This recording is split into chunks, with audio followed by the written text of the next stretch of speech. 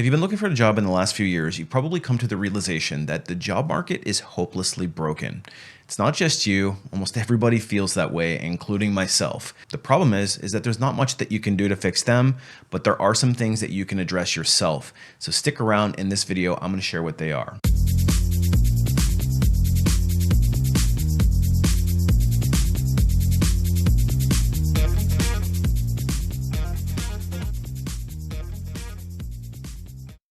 Hey everybody, it's Brian from A Life After Layoff, and today I want to talk about why people are so frustrated in today's job market and why they're feeling like things are hopelessly broken.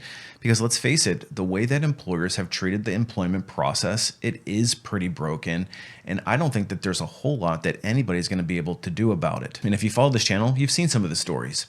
People applying for thousands of jobs with little to no response, or frustrated college students who graduated with a seemingly worthless piece of paper because they can't even land an entry-level position with it. And don't get me started on the broken application process, where a lot of companies require you to set up an account just to apply for their job, or they might ask you a bunch of convoluted questions that they should be saving for the interview itself, or worse, they may ask you to invest 45 minutes to an hour in assessments only to reject you seconds later. And the same companies who are collecting all these applications are also providing this data to third-party aggregators and data brokers who then take your information and Lord knows what would they do with it. To that end, I want to thank today's sponsor, Delete Me. More on them in a minute. But if you're lucky enough to get a phone call and get into the interviewing process itself, good luck navigating through the gauntlet that they're going to put you through.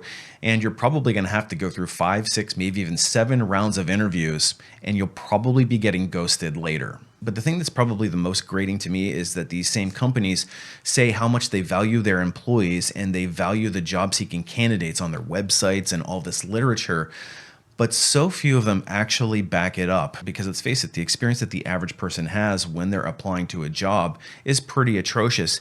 It would almost be beneficial to have these CEOs and top corporate leaders apply for their own jobs anonymously and just see how they're treated. But this all boils down to the problem that the job market is hopelessly broken and employers don't have a whole lot of incentive to fix it. Because for a lot of us, the employer holds all the cards. They have all the power in the arrangement because they have the thing that we want. They're essentially the buyer and we are the seller of the service. And so in that dynamic, if you don't have any power or any leverage, you can expect that the employer has no real incentive to treat you properly because there's a line of job seekers desperately waiting to take your job, and the unscrupulous employer is more than happy to remind you of that fact. But if you're sick and tired of experiencing this dynamic yourself, isn't it time to reclaim control and become the CEO of your own career? Because that's ultimately what the solution is here. But before I get into explaining how to do that and what I would do if I was looking for a job in today's market, I want to talk a little bit more about today's sponsor, Delete Me. Earlier in this video, I mentioned that when you apply to jobs, oftentimes your information is provided to a third-party aggregator, data broker, who then sells your information to whoever the highest bidder is. And this means that your data can show up anywhere on the World Wide Web, and oftentimes with people that you probably don't want having it. So if you're getting a lot of robocalls, spam, emails, etc., it's probably an indicator that your information was sold to a data broker at some point. But fortunately, Delete Me has created a solution that will help scan the internet looking for your data records and then helping automatically scrub it for you. And the nice thing about it is that it's always running behind the scenes 24/7, looking for your information wherever it pulls up. It's kind of like whack-a-mole. And as soon as they see it, they pull it, they scrub it, and they're always looking to make sure that your name is not showing up on some sinister website somewhere. And for me, once every few months, I get a report showing where my information is being found and what activities they're doing to delete it for me automatically. And so it's a very handy service. And let's face it, in today's day and age, everything is digital, everything is online, and you need to do something to protect yourself. And Delete Me is a great way to keep your name away from those bad actors. So if you're interested in protecting yourself as well, I would encourage you to check out Delete Me. You can use my code LAYOFF to get a 20% discount on your order. So I know what you're thinking. Brian, if you were a job seeker and you were reclaiming control in your career, what would you do? So here's the method that I would use to try to establish myself as an authority in my space. Now, I'm going to give you some actionable advice, but I'm also going to give you some aspirational advice as well, because you have to start thinking big picture in your career if you want to start acting like the CEO. We can't always be reactive, and that's how a vast majority of job seekers are. They're reacting to what's in front of them, and it's a lot harder to make strategic decisions when you're always reacting to the thing that's in front of you. So the first thing I would do is I would look at my career and say, is there an opportunity for me to specialize down and become particularly good at one component of what I do? Because when you're a jack of all trades, employers won't really know what to think of you, and it's going to be really difficult to brand yourself as an expert in any one thing when you've got so many things that you're trying to show expertise in. So my recommendation would be to find one thing that you're particularly adept at, and hopefully it's unique and in demand, and I would double down and niche down on that. And if you have more than one thing that you're interested in, you can create more than one persona. Be this thing for this person and this thing for that person, but I would try to keep them somewhat separate. For example, if I'm a software developer, I probably won't approach the market as trying to be the software developer, the DevOps engineer, the front end, the back end, the everything for everybody. I would probably try to niche down and say, I'm going to be a mobile developer, and even more specifically, I'm going to be an Android developer who works on certain kinds of apps with certain kinds of companies, because then you can really start to brand yourself as a solution for that particular problem.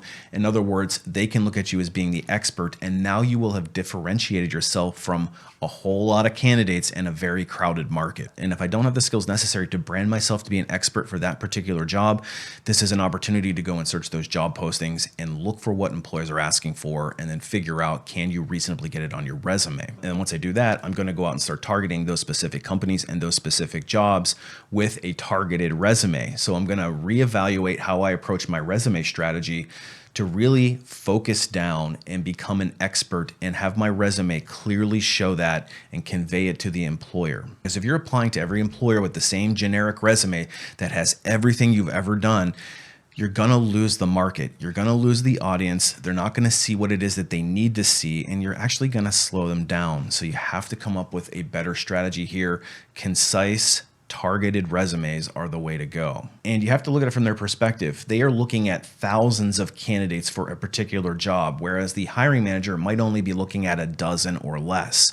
So if you can get past the recruiter into the hiring manager, that's ideal. So we have to make sure that the targeted resume is giving us the best chance to get noticed by the recruiter. But even better, if you can figure out a way to skip the recruiter and get right to the hiring manager, that's the preferred method. And listen, I know there's going to be some people that are going to say, I refuse to work with recruiters for any job. And the fact of the matter is, if it's a major company, you are not going to be able to skip the internal recruiter. You might be able to skip working with the external headhunter, but you're not going to skip working with the actual recruiter. You're going to have to engage with them at some point because they own the process. But I still want to leverage relationship building to give myself a better chance at getting into the interview process. And the next thing I'm going to do is be consistent. Listen, you can use people's laziness against them as a competitive advantage. A vast majority of the people that you're competing against are not doing those little things that set them apart. Little things like sending a thank you letter after an interview. And listen, I've had hiring managers, and more than one, say, I got a thank you letter from this candidate, but these other two didn't. So this one's clearly more interested, and therefore we have higher degree of interest in this candidate. Or we're getting involved in the networking mixer in your local city so that you get in front of the right industry people and you can shake hands and make a personal introduction. Or even taking it a step further and building out a simple website that clearly shows your work in demonstration. Instead of just saying I did it on my resume, in some cases you can physically show it in the form of a website or a GitHub or something like that. But even just customizing your resume for the job that you're applying to can potentially set you apart from a vast majority of people, because quite simply, most people are not doing it. So that's what I'm talking about when you're setting yourself apart from the competition. Truly become the CEO of your career, you have to let go of the mindset that you're not responsible for marketing yourself in your career. The physical work that you do in your day-to-day job is only 50% of your actual career. The other 50% is marketing and networking yourself. And I know that might be an uncomfortable truth, but the difference between somebody who's stuck in place in their career or somebody who's actually going places is they embrace marketing fully. So yes, the job market is absolutely broken. There's a lot of things wrong with it, but let people like me go off and advocate for the employee. I will continue to post content like this. I'll continue to post content on my LinkedIn like this as well. and I will try to fight the good fight for you. But your job is to reclaim control in your career and embrace becoming a marketer first and whatever it is that you do in your job second. But if you need more help doing that, that's actually something that I specialize in. I've got a website called alifeafterlayoff.com, which is loaded with tips and tricks, all from a recruiting insider's perspective. And I share my deepest and most intimate knowledge in the form of some training courses. I have Resume Rocketfuel, which teaches you exactly how to write a resume from a recruiter's perspective. That will give you the best chance of getting that phone to start ringing. But once the phone starts ringing, it's up to you to market yourself throughout the entirety of the interview process. And that's where the ultimate Job Seeker Bootcamp comes in. We start a job search. I walk you through each round of the interviewing process, give you tips, techniques, and strategies on how to ace each round. And then we get you to the job offer, and I teach you how to make sure that you don't leave any money on the table. And if you want to learn how to skip the recruiter and start marketing yourself more effectively, check out Unlocking LinkedIn. And if you feel like you're lacking strategy and direction altogether, check out the Ultimate Career Blueprint, because that's the foundational course that will set up success for the rest of your career. Anyway, I hope you found this video to be helpful. Remember, I'm here to help you advocate for your career, but you have to do it as well. Appreciate you watching. We'll see you on the next one.